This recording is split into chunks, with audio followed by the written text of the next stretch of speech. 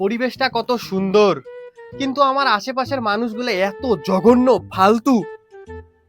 না, আপনাকে বলতেছি না মির্জা আব্বাস ভাই, আপনাকে কিছু বলতেছি না, আমি জাস্ট বলতেছি যে আমার আশেপাশের মানুষগুলো অনেক খারাপ। আপনাকে বলতেছি না, সরি। আমার একটা মির্জা নামে বন্ধু আছে ভাই, এত জঘন্য, এত জঘন্য ভাই, গ্যাংস্টার ভাই, ফালতু লোক একটা। মির্জা নামে লোকগুলোই গ্যাংস্টার, ফালতু। এগেইন আপনাকে আপনাকে আমি কিছু বলতেছি না, কিন্তু আপনাকে বলতেছি না ভাই। আব্বাস নামে আমার একটা চাচা আছে, বুঝছেন? আব্বাস নাম লোকটা হচ্ছে জমি দখল করে, আমার বাপের জমি দখল করে বড় লোক হয়ে গেছে, কোটিপতি হয়ে গেছে। আব্বাস নামের লোকগুলোও ভাই খারাপ, ফালতু লোক। আপনাকে আপনাকে আমি বলিনি, কিন্তু এগুলো আমি আপনাকে বুঝাই নাই, সত্যি কথা বলতেছি, আপনাকে বুঝাচ্ছি না। তারপরে কিছু কিছু মানুষ আছে ভাই, জনগণের টাকা মারে খায় ভাই, রাজনীতি করে করে কোটি কোটি টাকার সম্পত্তি বানায় নিছে ভাই।